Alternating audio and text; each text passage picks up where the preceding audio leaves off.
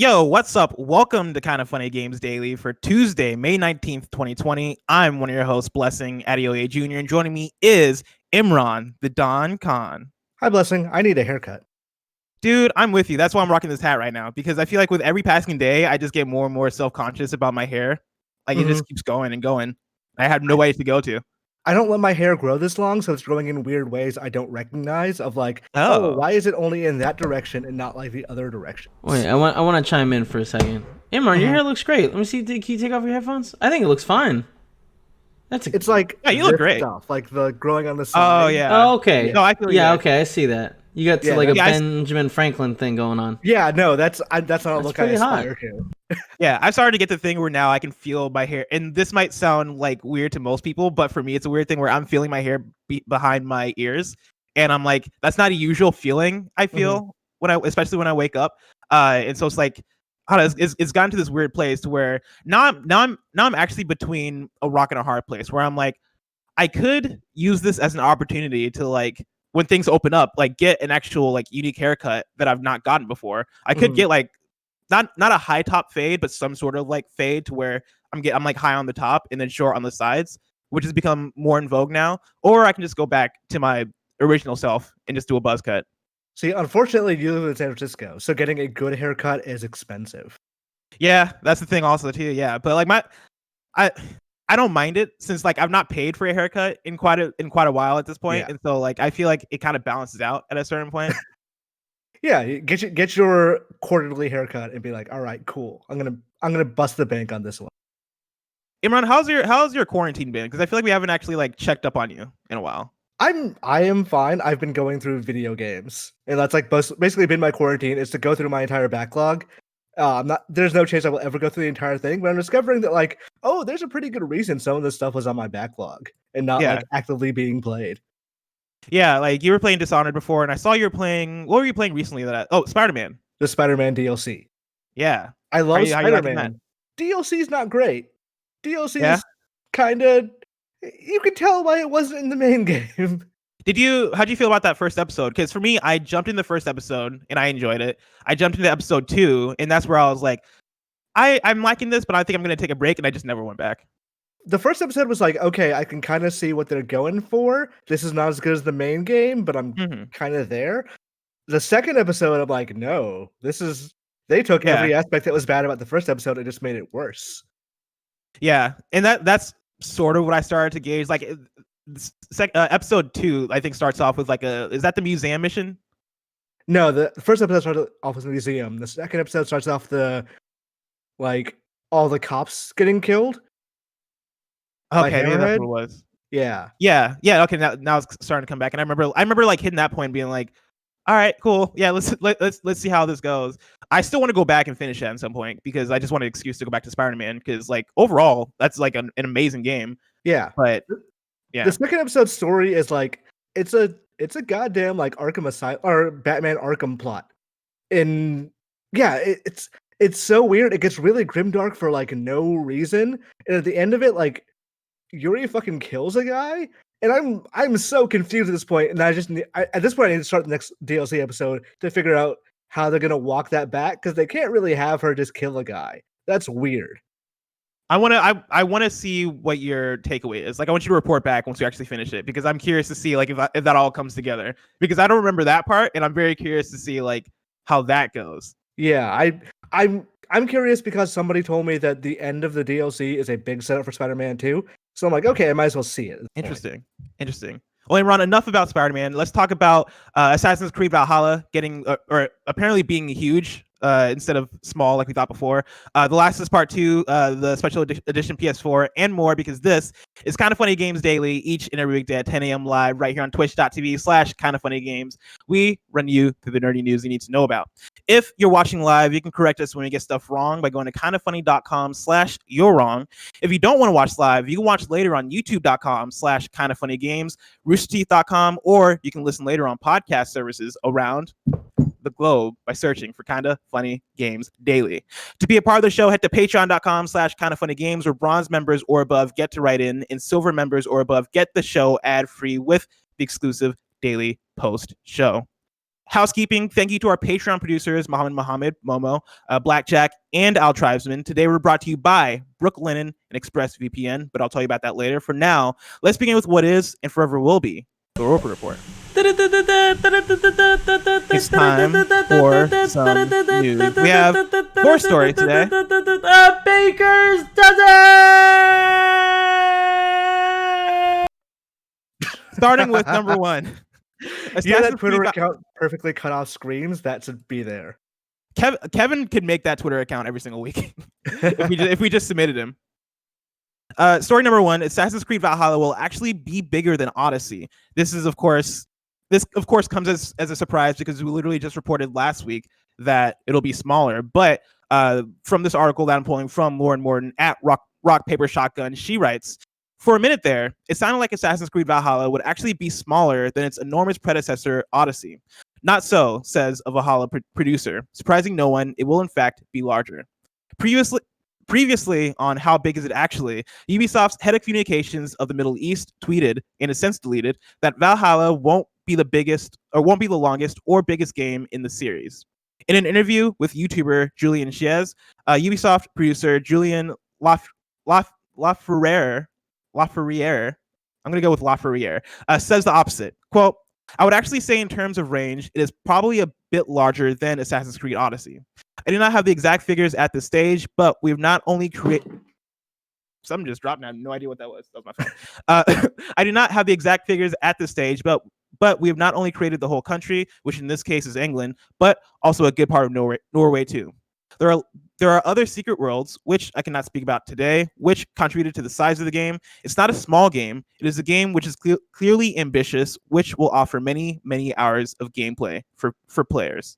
Imran, were you on when we talked about this the last time?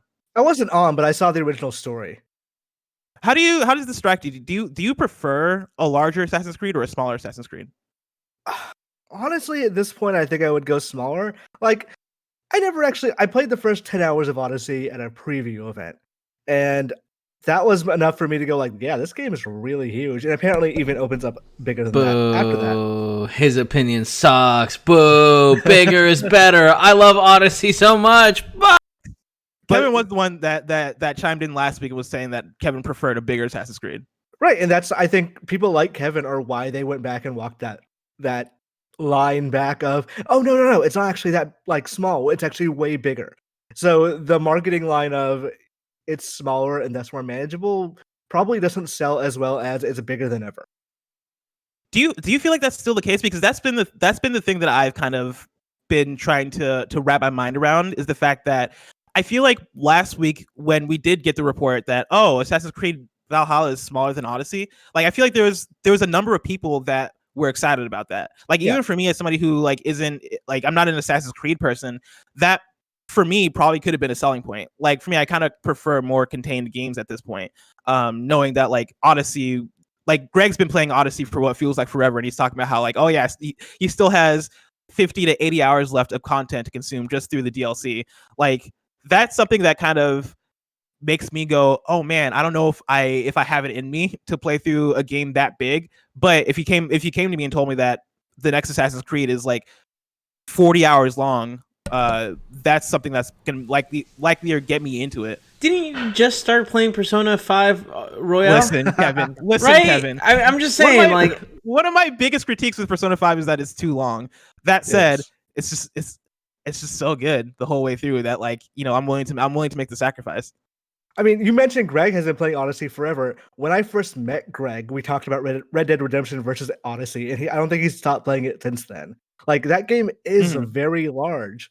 So one of the things I think about open world games is a problem in general is that at some point, the game design encourages you to constantly do other things and essentially burn yourself out on the open world before the main campaign is over. And that's one of the things I think Breath of the Wild does really well, is that at any point, you can decide, okay, I'm done with this game, and just go to the final dungeon. I don't think that works necessarily for every video game. Like, obviously, Red Dead Redemption 2 is a linear story, but people are going to burn themselves out before the end of the game and then just kind of have to like do main missions while they're not feeling it so much anymore. That's kind of a problem I've been feeling with the larger, more RPG like Assassin's Creed games, is okay, I get it. I think I've had my fill. I'd like to finish, but like, no, there's still a bunch of story missions left to do. If I know this is a very hard thing to contextualize, but I would love for them to have like a bailout button of catch me up to the ending, and I just want to get there and be like finish the game on my own terms. Obviously, they'll never do that, but I don't think Ubisoft cares that people don't finish games. I think they care that you buy the games and you buy the DLC, which maybe they care that you finish the games, but they'd rather you quit early and then buy the DLC than like burn yourself out by finishing the game. So do you feel like it's a stronger marketing point to say that this game is bigger or that this game is smaller than the last game? Oh, it's definitely a stronger marketing point to say bigger. People who complain about it like being too big will probably still buy it. They'll just play like 5 to 25 hours of it and be like, all right, I'm done. Like there was a thing today that was I think it was Ghost of Tsushima. They're like it was about 60 hours long. And I was like, I get it. I get why they're saying that, but hearing that just makes me tired. Like yeah. Like we'll talk about Ghost of Tsushima later on in the show, but yeah, there was I think in an IGN article where Jonathan Dornbush was interviewing them. He was talking about how or they were talking about how this is the biggest thing that Sucker Punch has worked on in terms of the size and scope of the world. Yeah. Like what we got from that state of play was actually just a chunk of what the open world is going to be. Like the open world is way bigger than that. And for me, like, you know, I read that and I'm like, all right, cool. Yeah, like I mean that if they pull it off and if the way that the world unfolds is paced well, then you got me. Then I'm in. Then that sounds cool. Because I do like the idea of, oh man, this world feels endless. This world feels huge. I don't like it when it feels like that it's a requirement for me to spend 1 billion hours with this thing. Right? Like if getting all the Korok seeds was like a requirement to beat Breath of the Wild, I would not enjoy that experience. Right? But the fact that like I can get in there, beat the game in however long, right? Like, actually, I could even tell you how long the main campaign Breath of the Wild is because I just like spent all my time doing side stuff.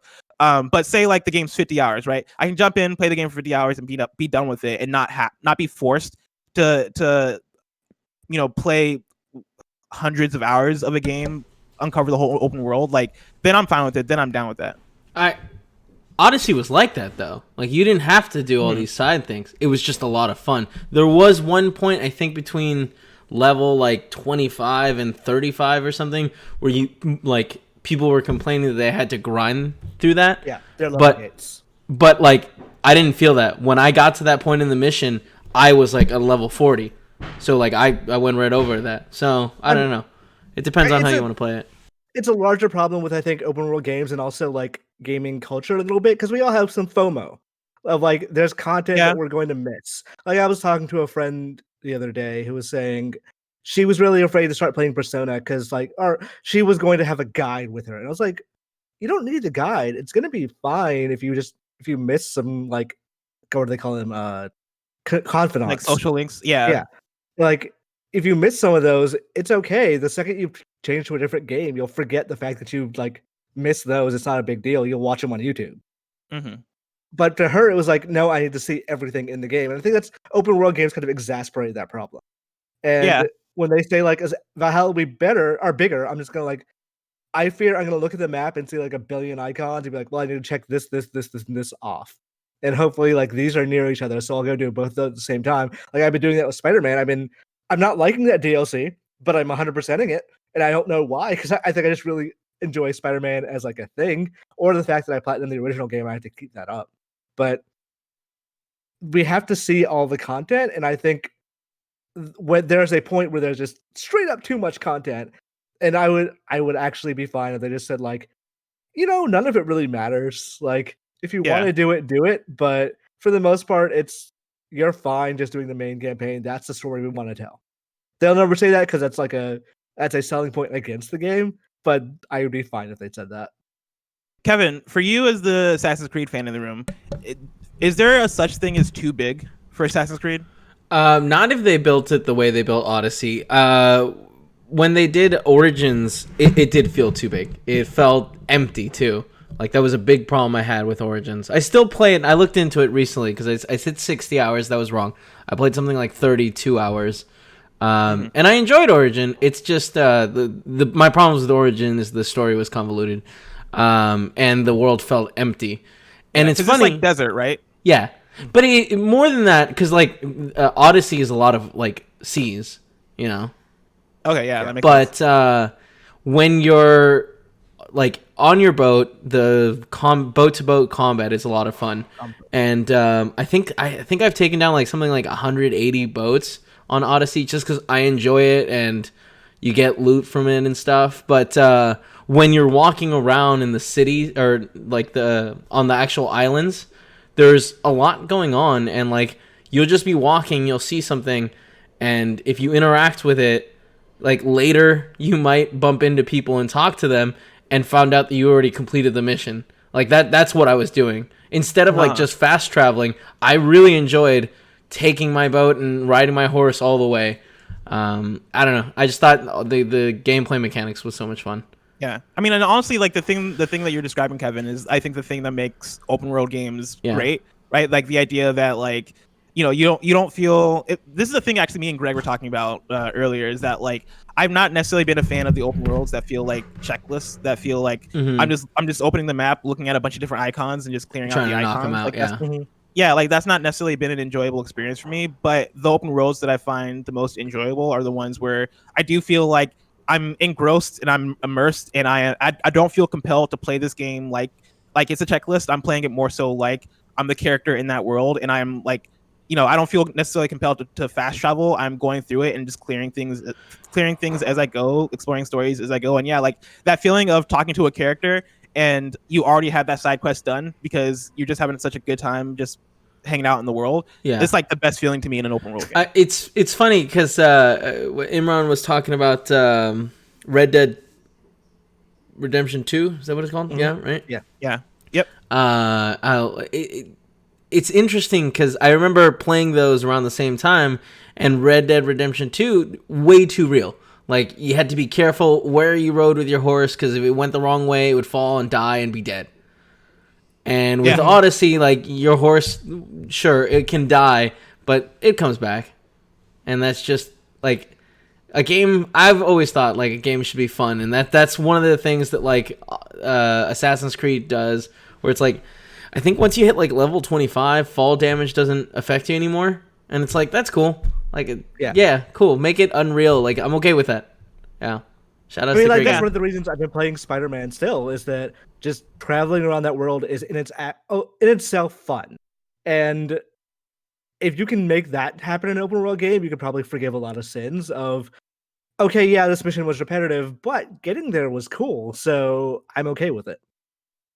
Yeah, and that's, I think for me, it's hard to even speak on Assassin's Creed specifically because I've been out of the Assassin's Creed game for a while. Like I know that game's evolved into something that's way different from when Assassin's Creed 2 was out. And so like it's hard for me to really judge it based on how big or contained or small its open world is, because like to what we're saying here, like each open world kind of stands as its own thing, right? Like you kind of have to treat them like their own, because like the size of Spider-Man works because mechanically, like that's a city that is built for you to navigate around and for you to swing around, for you to like, it's built more like a playground than it is like a Breath of the Wild explorable kind of thing.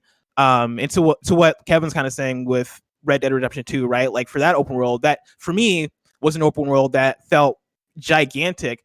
The amount of I guess slowness there was in terms of every single action you do, right? Like the amount of time it takes for you to get from point A to point B in that game, the amount of time it takes for you to even like do the animation where you get on your horse or get off your horse, or your horse dies and you just don't have a horse anymore. Like whenever things like that happen to kind of slow down the experience in this world that feels gigantic. Like I know for a lot of people that works because that is Western, and that is like, you know, you're role playing in almost the truest sense of the word. At that point, you know, for me, jumping into that game felt not as satisfying because of how slow it was, and because like I didn't feel like I could experience. I didn't feel compelled to experience the world because the world felt almost bigger than I had the ability to explore at the rate that I wanted to. Which is kind of like the Ubisoft and honestly a Sony MMO as well. Of they sand down the rough edges of a game and then like use a fundamentally working template. And those usually that makes a big success in their games, like Spider-Man, like Assassin's Creed. Some people really appreciate those rough edges, and that's why they like. Again, we go back to Ghost of Tsushima, where they said the thing of you don't have to pick up items, like they just Yeah. kind of like come to you. Like you don't have to get off your horse to pick something up. Yeah. Meanwhile, there's people who like that about Red Dead. Like that is one of the things they enjoy about Red Dead is you get off their horse, you go up to the animal and you skin it, and like it provides you a benefit, and it's a more immersive thing. Yeah. Sony games and Ubisoft games tend to round down those edges, and that's totally fine. That's a very extremely valid design strategy. I feel like that's such an interesting choice because at the end of the day, you're going to be doing that hundreds of times, right? Because you're going to need a lot of pelts. And it's one of those things that, like, after the 100th time, it's like, I've seen this animation so many times. There's not enough variety to make it feel unique. So it to me, it does the same thing where it's like, oh, like, here's the moment the game is broken. And this is also a moment where I can go grab a drink or something because I know how long this animation is going to take. Yeah. And it's just one of those interesting things. If the whole idea is to make it feel more immersive, like I feel like you have to do a lot of different animations to make it feel like it's a unique event, not just a repetitive one, you know? I mean, and that's honestly like we were having a conversation recently, and I think it might have been a post show about like desert island games, and I think I might have brought up Red Dead Redemption 2, and like, you know, I think Red Dead Redemption 2 is a game that I would have enjoyed way more if that was the only game I needed to play. Like I could see myself falling in love with Red Dead Redemption 2 if like I was stuck with that game and I could only play that game, because to what Kevin's saying, right? Like, you know, you're in that game for, let's say, like 100 hours, and each time I do an action, each time, like, I don't know, man, like I pick something up off the ground, I pick up like food for resources or whatever, right? Like that's a whole animation that I'm going through to do that. Each time I get on my horse, that's a whole animation I'm going through to do that, right? And like, you know, there are certain animations that, like, getting on your horse, that's gonna need to be a whole animation. But are picking up certain items or are doing certain things, does brushing your horse have to take 10 to 20 seconds, right? Or can that be like a 3-second, like, we get the gist of it kind of thing? And it's an interesting thing to see because I understand why Rockstar does it. I understand why they go all the way into making those animations a thing, because like it really showcases the technology that they have, right? It showcases their engine, it showcases the power of like, like we were able to make this thing that feels fully realized, that feels real, that feels like you can fully get engrossed in it in that way. But then you look at it from a gameplay sense and it's like, man, I'm really spending a lot of time doing these things that I wish, like Far Cry, for example, you can have the full animations when you're like skinning a thing, or you can just turn those off and you can just automatically like get the pelts or whatever you're picking up, right? Like I always automatically turn it so that I'm not doing the animations, because I'm like, dude, time is of the essence. I have 15 games to play this month alone. Like, let me go. I mean, getting away from the specifics of animations for a second, like that's part of the problem of very long games, is that how do you keep it from getting repetitive over 100 hours? And that's extremely difficult. And like, even I put 95 hours into Final Fantasy VII Remake. I love that game. Even towards the end of it, I'm like, move it along. I just want to get to the part that I like. That's a lot harder with an open world game, because it's like, if it were like a linear timeline where I could drag and drop my character to wherever I wanted them to be, that's fine. But there's always stuff involved in doing any specific thing that lengthens that out.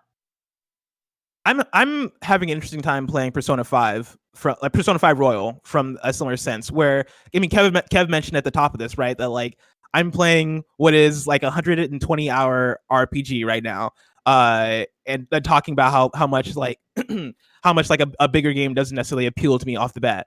But even while playing Persona 5 Royal, as I'm playing, I do have moments where I'm like, could they have sped some of this stuff up a bit? Like, is legit everything here necessary? Like, does this game have to be 130 hours long? And now that I'm halfway through it, I'm like, okay, like I'm still enjoying this experience. This is still going to be, by the time I finish this game, likely one of my favorite games I've ever played. But like, at what point is that length necessary for a game to be? Or is that just like overall just an egregious thing? Or does it just depend on the player? which is probably like that latter one, right? It probably just depends on who's playing the game. Yeah. But for some people, 100 hours is like the minimum they expect from a $60 game. Yeah, for other exactly. people, it's like I would pay $60 for a game that's 6 hours, but it's a very good 6 hours. It all depends on the game, depends on the player, depends on the design. Yeah, exactly. Story number 2.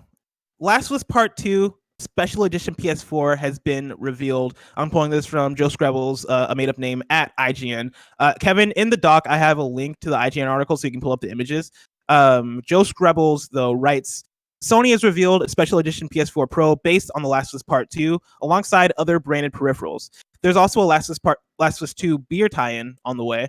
Launching alongside the game on June 19th, the collection themed after Ellie's new tattoo sleeve will include a PS4 Pro with controller, a Seagate 2TB hard drive, and a wireless headset.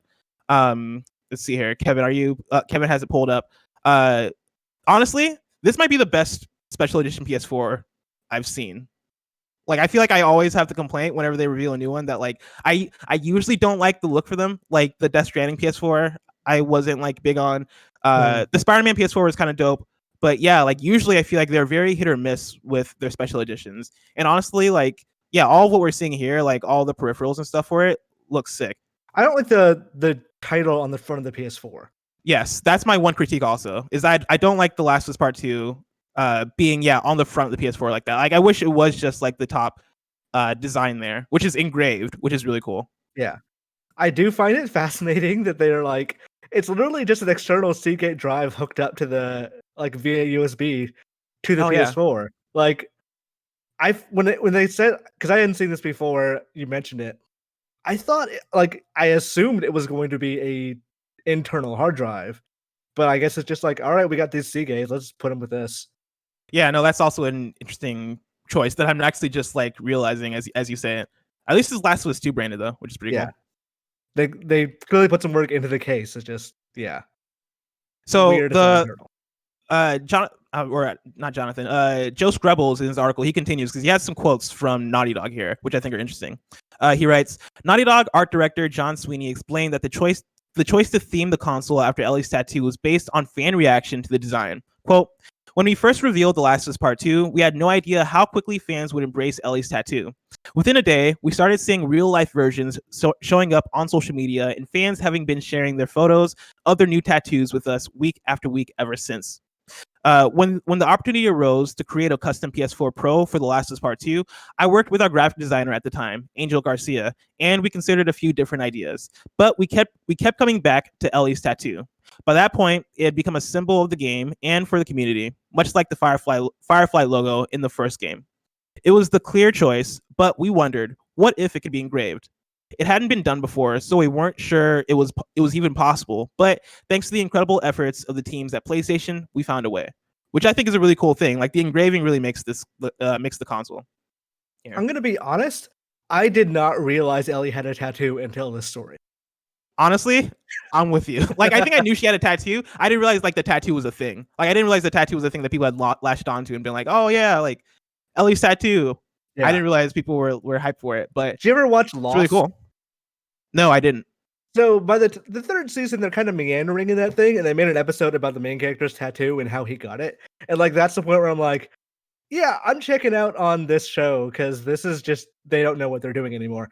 But that's kind of how I feel about this in a way. Not that they don't know what they're doing, but like I don't really care about her tattoo that much. It's a cool design, nice, but I personally am not at the point where I would latch on. Yeah, I mean, I figure like the fact that they're putting it on the PS4 makes me think that it's gonna be a thing in the game. Like they're gonna reference it and it's gonna mean something. Like this tattoo represents my mother or something like that. Like I figure that's gonna be the connection that makes it go like, oh, okay, cool. Yeah, but I got this when Joel died. Blah blah. Exactly. I have no idea about Last of Us spoilers. I'm just saying, like that was a joke. Ricky Mcflyy writes in to patreon.com/kindoffunnygames and says, Sony is releasing a Last of Us Part 2 themed PS4 Pro next month, despite issues plaguing the global supply chain during this pandemic, and in the face of the incoming PS5 launch. Are collectors enough to carry sales? Is Sony banking on the interest of people who still don't own a PS4? Hardware was down. No, hardware wasn't down this year. It was I don't remember because they said they had the best quarter ever, but I believe it was in terms of software. So I guess this is like the last ditch thing of like they know people are not going to, or there will not be enough PS5s for people to buy this year. So I think this is them going, we have a cheaper option. We have a limited edition option. Big Last of Us. If you're a huge Last of Us 2 fan and you just want another PS4, here you go. Or you never upgraded to the Pro, here you go. I don't think they're not going to not sell out of these, but I don't think there's going to be a huge number of them. Yeah, I kind of get the same vibe too. I feel like at this point, PlayStation they have a gauge for how many people have bought a PS4, but then like what the demand for a PS4 would be. And so I figure like you look at those numbers, you then look at The Last of Us Part 2, and you look at like, all right, what would the demand for a special edition be, and you produce them based off of that. Yeah. And so like, I can't really speak to like whether or not a special edition PS4 would have caused them to delay the original game, like. Because like, yeah, to the point of the question, right? Like supply chain was like a big reference in terms of why The Last of Us Part 2 was delayed indefinitely. And yeah, you would figure a special edition PS4 would be like like that would weigh heavy on supply chain and manufacturing and stuff. I'd imagine it's probably a bunch of pre-built PS4s that they just changed the top case on, and change the case in general on it. Yeah, exactly. And so you figure when it comes down to it, like with the shifts that they've already made with The Last of Us Part 2, you figure that this factors into it. Not necessarily like this is why they delayed, but they see this as a factor, and they're manufacturing based on what's going on right now. Yeah. Plus, I mean, like, if you're a big fan of The Last of Us and you are someone who cares enough to buy a PS4 based on it, then you probably own a PS4. You might not own a PS4 Pro, but they're probably factoring that in terms of the numbers of how many they're going to create. Yeah. Story number 3. We now know even more about Ghost of Tsushima. This is thanks to a YouTuber, Julian Chiez, who I think actually referenced earlier in this episode because of the Assassin's Creed stuff.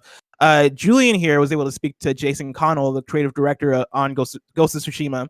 A user on Reddit, the DK Mario link, was able to break down the interview, because the interview was in a different language, then got translated. The DK Mario link on Reddit took that translation, bullet pointed it, and this is what I have for you here. So this is the new info we have on Ghost of Tsushima.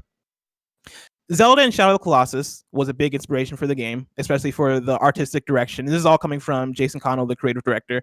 Sucker Punch wanted the colors to be as vibrant as possible based on those inspirations. That's a weird. Shadow of the Colossus is not a bright, colorful game.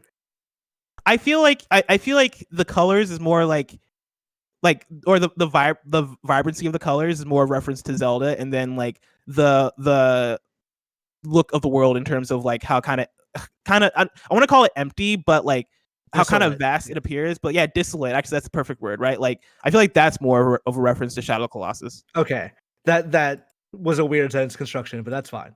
Yeah. The wind is the main way to navigate the game world, which you saw in the demo. There are no markers. The instrument that we see Jin playing in the video will be the only one present in the game, and Jason, again, the creative director, did not want to say what it would be used for, which also sounds like a Zelda Ocarina of Time thing. Like, is this like an Ocarina kind of situation? I mean, there was like a brief scene in the State of Play where he was like, Jin was on top of a mountain playing a flute. So I imagine maybe it's like a marker of some sort, like our fast travel. That'd be really cool, yeah, to use that as fast travel, and that wouldn't be like that wouldn't be out of the realm of possibility. Like if you look at kind of what they've done already, right, with like the way animals will lead you to side quests, the way that like smokestacks will like lead to side activities, like for them to like integrate, let's say, fast travel or mechanics like that into like you playing a flute totally makes sense. Yeah. We can hunt animals in the game, but there's nothing to be gained by doing it. Animals are mainly there to be more immersed in the universe and guiding you. The standoff mode can be activated anytime, even in infiltration. There will be much more stances than the 2 we saw in that video. They'll be used to apprehend the different types of enemies. The main weapon in the game, the main weapon of the game will be and will remain the katana throughout the game, but there will be many other weapons and gadgets. If you wear heavy armor, you'll be less agile, so it'll make infiltration harder.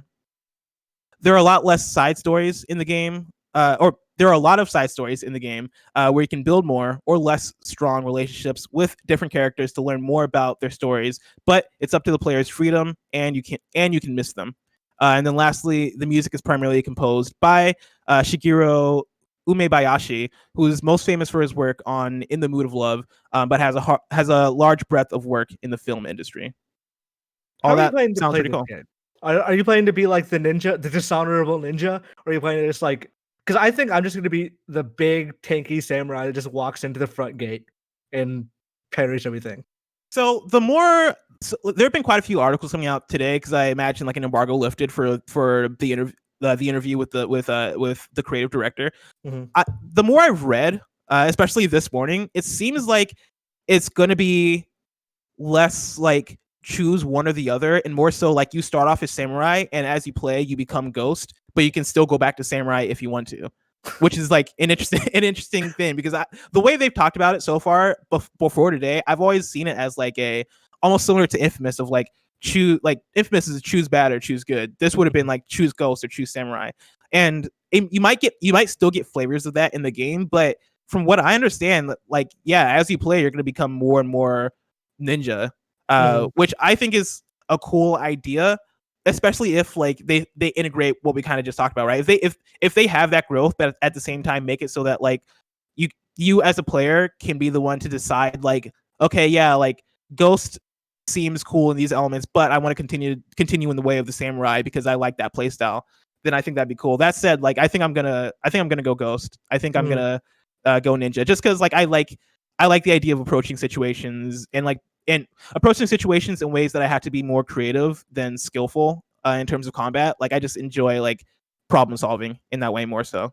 I kind of wonder if there's an option for like not an option necessarily, but a viable playstyle of being Ghost, like being a ninja, but still just like going head first into everything, like running up to the front gates, being super fast, and like confounding enemies around them. Like I wonder if that's, or you'll just die immediately. Like, oh no, ninja's not well suited to direct combat. I read, and I want to say it was in the IGN article written by Jonathan Dornbush, where they were talking about how in that state of play, when they were showing off the Ghost infiltration, like you could at any point just jump down. And I think the way they explained it was that you'll basically like switch to samurai if you want to like stop doing stealth and then face enemies head on. But I think that's something that we'll see and understand more as we actually play the game, because I think that would be cool to have like a head-on ninja type style. Yeah, like I'm with you. That'd be cool. Like more Naruto ninja than like traditional ninja, I guess. Yeah, exactly. And then our last story number 4. PlayStation Now reaches 2.2 million subscribers. I'm pulling this from Matthew Handrahan at gamesindustry.biz, who writes, PlayStation Now has more than 2.2 million subscribers around 6 years after it's launched in North America. Sony confirmed the latest figures for its subscription service in an investor presentation, which showed its audience doubling in the space of a year. PlayStation Now had more than 1 million subscribers at the end of March 2019, and that rose to more than 2.2 million by the end of April 2020. While the service has been available in North America since 2014 and rolled out globally the following year, it only offered the option to stream its catalog of games at first. The option to download games to play offline was added in September 2018, at which point it had fewer than 1 million subscribers. Sony noted an immediate improvement in gameplay time as a result, and the service has reached 2.2 million subscribers in the 18 months since. However, while PS Now has doubled its reach in the space of a year, it still lags behind Xbox Game Pass. Microsoft's service adds first-party Xbox games on the day of their release, and it now has more than 10 million subscribers. Imran, does that surprise you whatsoever? It doesn't surprise me because I've heard like, even though I personally don't use PlayStation Now, I've heard it's very quietly gaining a following of like people who are into the idea, just wanted to expand a bit. And I think Sony's ready to do that. Like, they're hesitant about certain things. Like, they'll never go as far as Microsoft is going with the game. Or, not to say never. They're currently not planning to go as far as Microsoft will go as Game Pass with like all their first party titles there day one. Like big things there immediately. But it does seem like if you're coming into the generation kind of late, then PlayStation Now is a fantastic, not even for coming into play. If you don't play that many games, it seems like a great service to avail yourself of, especially with the fact that you can download games now. Yeah, this story is interesting to me because I also I could have sworn I've read elsewhere that PS Now had higher numbers than Xbox Game Pass, but I don't know if that's just been over the last year. Xbox Game Pass is quietly just fucking zoomed up in numbers, which could be the case because at a certain point, especially within the last year, Microsoft was making it rain. Xbox Game Pass, you could get Xbox Game Pass for $1 and combine essentially your Games with Gold service, or not Games with Gold, your Xbox Gold. You could combine that with Game Pass and then spread that out, because that's what I did. I paid $1 and all of a sudden I extended my services to last month, and that was last year that I did that. Yeah, I spent maybe $50 and I have Game Pass Ultimate for 2 years or something. Yeah, Xbox has been really hustling to get Game Pass in the hands of everybody, which to your point, I don't see Sony necessarily having the drive to, at least right now, to do that, right? There's value in their first parties in terms of how well they sell, right? Last of Us Part 2 in terms of sales numbers is going to do amazing regardless of being on PS Now or not. And I feel like there's still selling the first parties. I feel like it's that's still a powerful place for Sony to be in. I feel like if Sony then bundled all their first party games with PS Now, the ecosystem looks way different in terms of how we I don't know, just look at PlayStation, how and how we approach playing their games. But, I mean, it's like with Days Gone.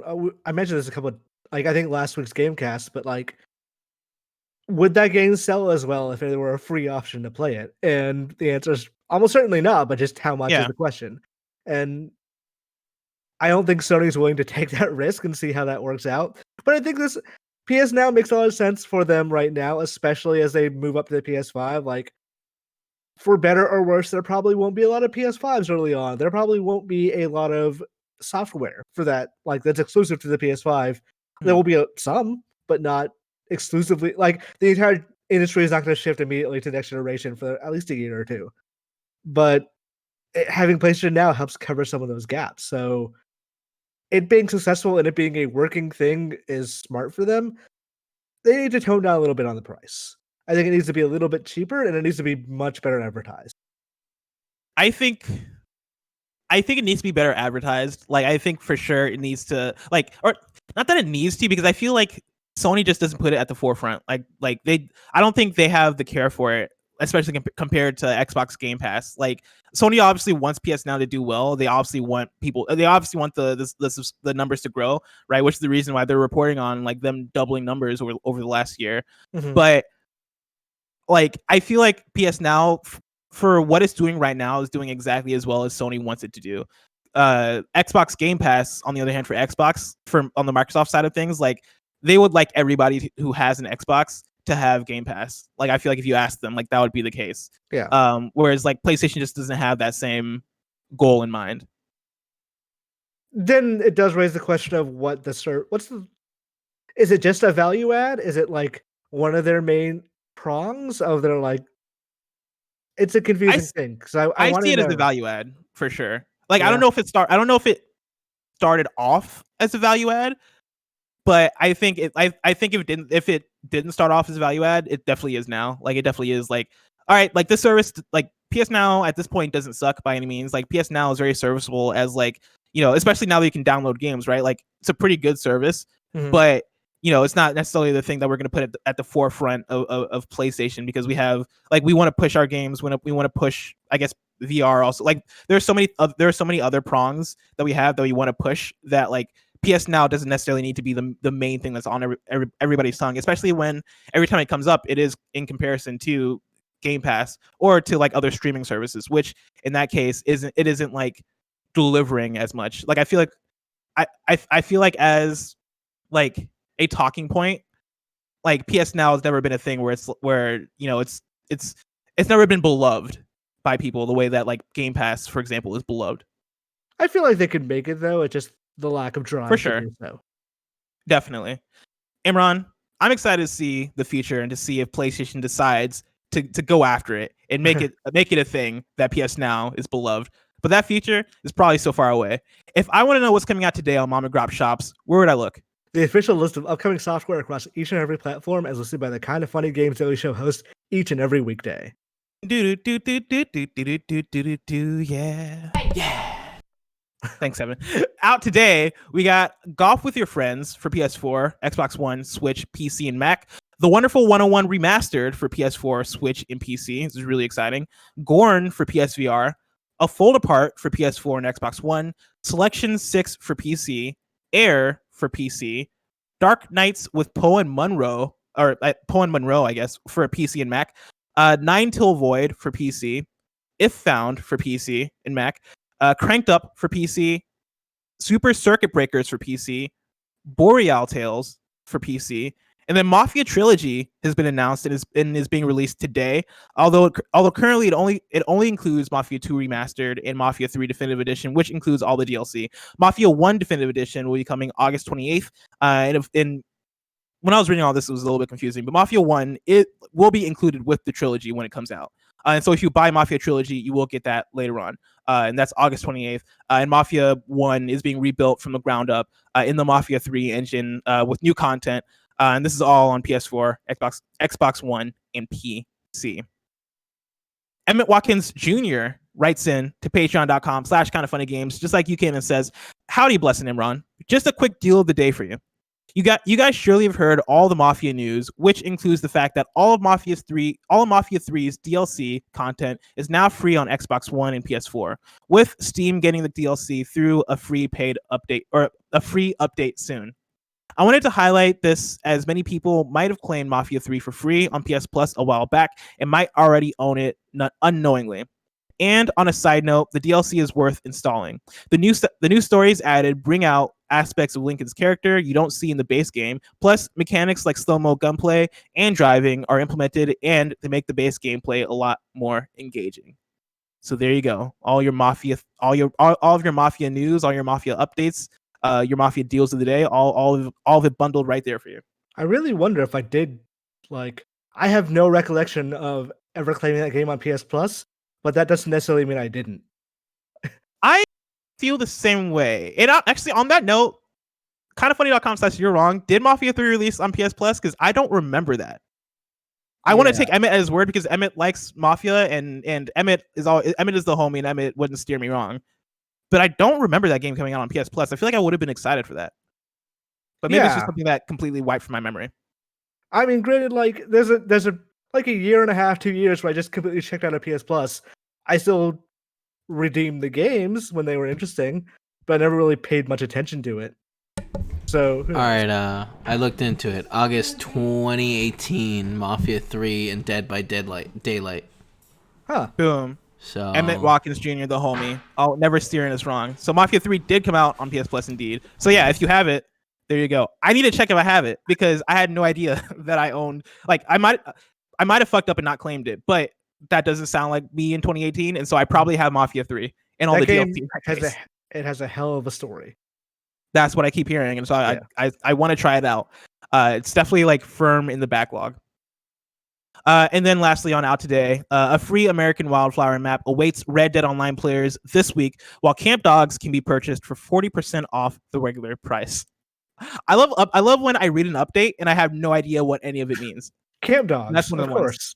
I'm like, oh, you can have Camp Dogs, sweet. New dates for you. Phantasy Star Online 2 is launching on PC May 27th. Hell yeah. Now's time for reader mail. You can write into patreon.com/kindoffunnygames where you can get the show ad free. And speaking of ads, this episode of Kinda Funny Games Daily is brought to you by Brook Linen. Bringing comfort into your home is the ultimate form of self-care. And now more than ever, it's important to take care of yourself and each other. You spend 1/3 of your life in your sheets. Don't you want them to be insanely comfortable? So put comfort first, like with new bedding, loungewear, towels, and more. Kinda Funny loves Brook Linen. Tim says it keeps him comfortable, and he's able to get the right colors that match with his bedroom. Brook Linen products help you find comfort in the little things, morning routines, extra soft sheets, plush towels, comfortable loungewear, etc. It's hard to imagine a summer stuck inside your house, but if you have to do it to keep everyone safe, I want it to be as comfortable as possible. That's where Brooklinen comes in. Brooklinen's Memorial Day event is going on now, and you don't want to miss out on all the big savings, including their newest Hammam and Linen collections. But if you can't wait, get 10% off your first order and free shipping with the promo code GAMES only at brooklinen.com. Brooklinen, everything you need to live your most comfortable life. We're also brought to you by ExpressVPN. Being stuck at home these days, you probably don't think much about internet privacy on your own home network. Fire up incognito mode on your browser and no one can see what you're doing, right? Wrong. Even in incognito mode, your online activity can still be traced, even if you clear your browsing history. Your internet service provider can still see every single website you've ever visited. That's why, even when you're at home, you should never go online without using ExpressVPN. ExpressVPN makes sure your internet service provider can't see what sites you visit. Instead, your internet connection is rerouted through ExpressVPN's secure servers.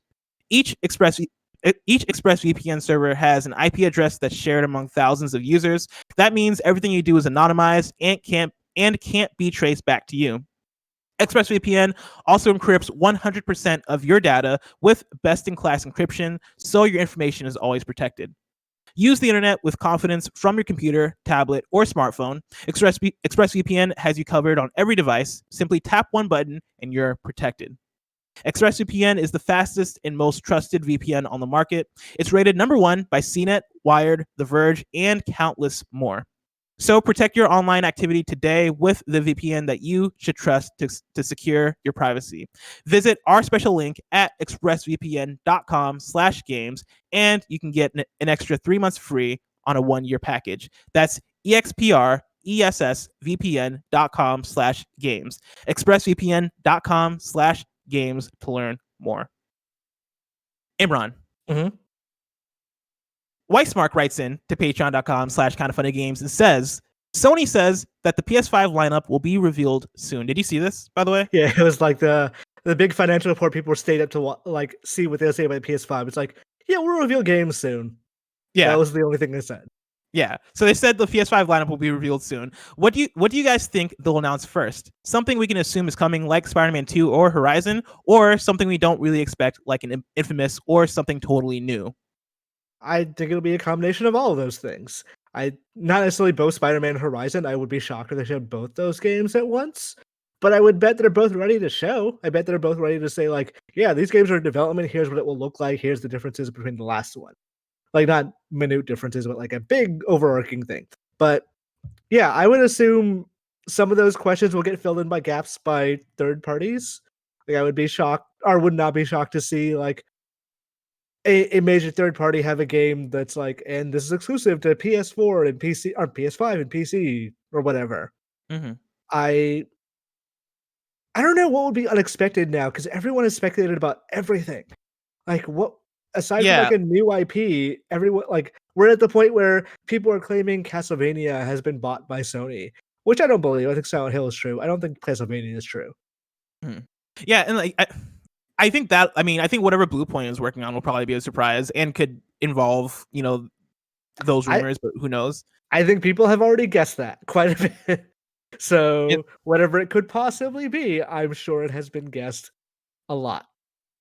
Yeah, so like, I think you'll get, I mean, I think you will 100% get Bluepoint's game, which will come as something, I think that'll count as like, not necessarily a new IP, because like we know Bluepoint is a studio that remakes games. But I think that'll count as like something fresh, I guess, or like not unexpected, but it's not like the Horizon or Spider-Man. Like these Horizon, Spider-Man, God of War, you know, these are games that we expect, and these are games that, like, you know, if they announce those at the PS5, you know, lineup reveal, that's not those aren't going to be things where it's like, oh snap, like my mind's blown, I didn't see that coming. Like we all see those games coming. Exciting, but yeah, like I expect to see Horizon for sure. Spider-Man 2 or God of War, I expect those to be logos possibly, but like I'm not even like holding my breath that those will be there. I think at most we'll get like a logo tease for possibly Spider-Man or God of War or both. But then yeah, I think there'll be at least like one or two new IPs in terms of first party. I don't know what those could be though. It's a balancing act, right? Because like it is. You want to show people enough things to get them excited about the PS5 and like go like, oh yeah, they showed a God of War, and I love God of War, so I'm gonna buy this next one. Or they showed the logo, so I know one's coming. At the same time, like you don't want to throw all your heavy hitters out in the first couple of years, because then in years 4 through 7, what do you put out? So, or God forbid, things get delayed, and you have like, oh well, they showed that. How long did it take Dreams to came out? Dream came out about 5 years into the PS4 life cycle, despite being at the reveal. And granted, Dreams is not necessarily a mass media exciting thing or mass audience exciting thing, but it did take quite a while. Final Fantasy VII Remake took 5 years. Kingdom Hearts took it would have been 2013, so 6 years. Like this sort of stuff, you need to plot it out a little bit. It's not just about what are we ready to show, but what do we think is smart to show right now. And I don't think I feel like if they go too heavy on it, it's going to backlash in a hard way.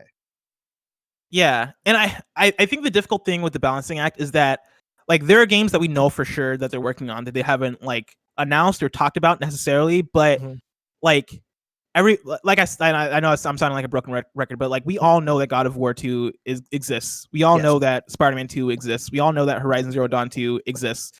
Is it worth it to just like not show those off because you want to be able to announce those later on? Or do you just go like, fuck it, like we all know, you know, like these aren't really secrets. Like you can very much assume that these games are real. So like, let's just tell you that these games are real. I think the more interesting thing is like, what are the new things that they reveal, right? Like Weissmark references Infamous, which I don't expect to see Infamous. But like, you know, do we see Sony like go into their back catalog and bring back games we don't expect? Do we see like some sort of like Twisted Metal revival? Like that doesn't sound like modern Sony, but who knows? Those are the things that kind of keep me interested. Like what is like, do we see, and this won't happen, do we see Deep Down get re-revealed? Absolutely not, because that backfired. But like, you know, what are those moments? What are those games that like we don't know about that like are gonna come left field from the lineup reveal? They're in a weird spot right now, right? Because like 2 of their major studios are finishing up big projects right now, so we're not going to see a new thing from Naughty Dog or Sucker Punch. But and like I'm sure that Sony Bend is probably working on a new Days Gone or something.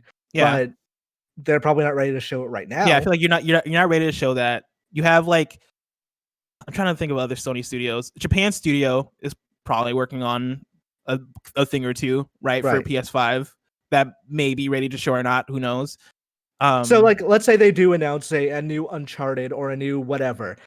The immediate response in people's heads are gonna be like, that's probably not Naughty Dog. That's probably not Sucker Punch. Like, this isn't the studio that I know makes the good version of this game. So that in itself is going to be a dangerous proposition if they decide to do that at a reveal event. I think they will probably have very interesting software to show. I don't think it's necessarily going to be all the big hitters we expect.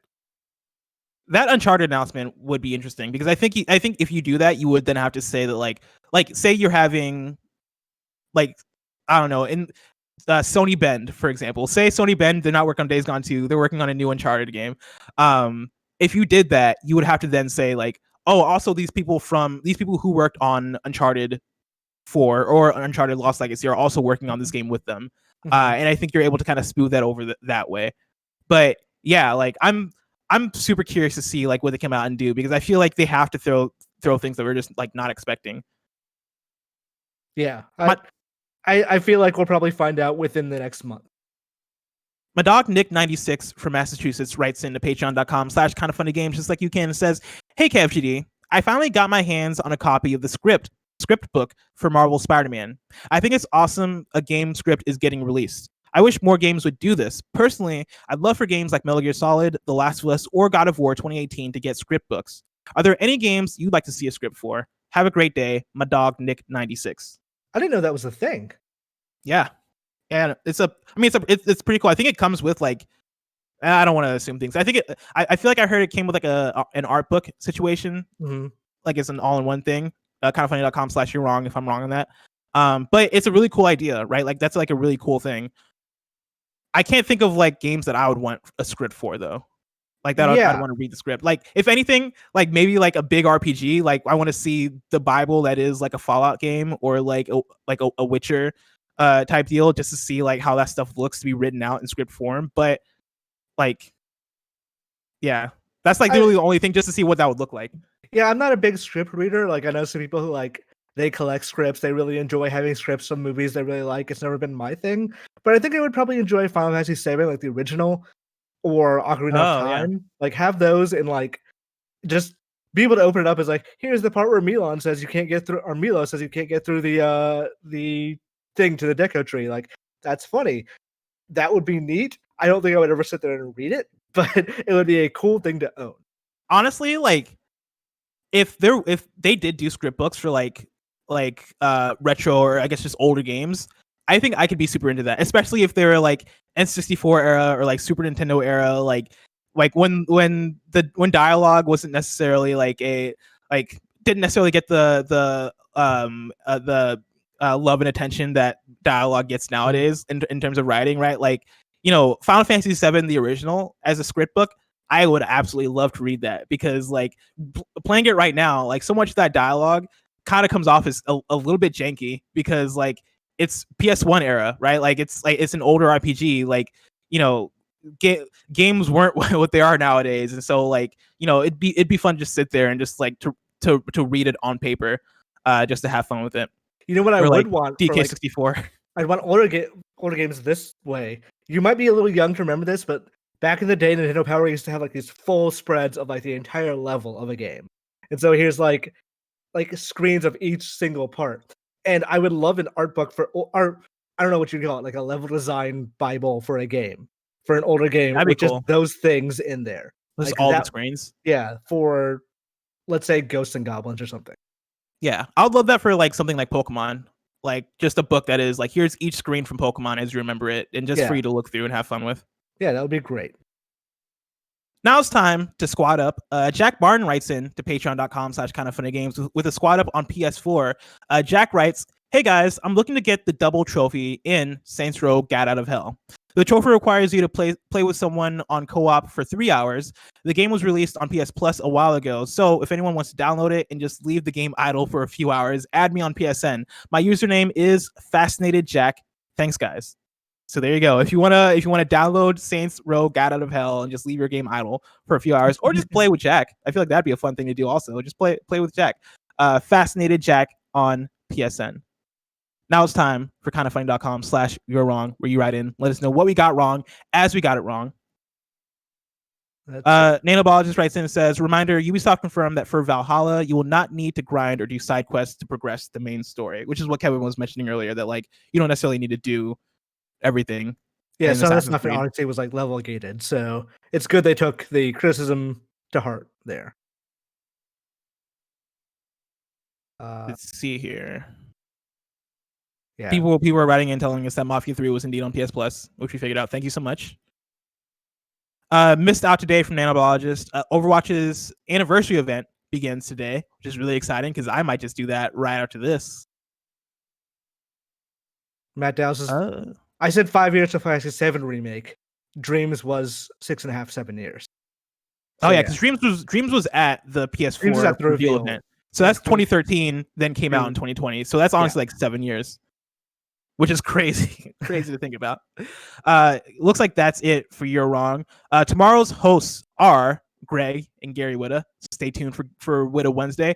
Remember, Gamescast is recording tomorrow afternoon. The topic: the best year in gaming history. I saw Barrett put up a tweet on at kindoffunnyvids on Twitter. You can respond, letting us know what you think is the best year in gaming and why. Of course, that's also on patreon.com/kindoffunnygames if you want to write in there. And this has been Kind of Funny Games Daily, each and every weekday live right here on twitch.tv/kindoffunnygames. We run you through the nerdy news you need to know about. We have a Patreon post show for those that are subbed at the silver level of patreon.com/kindoffunnygames. So stick around for that.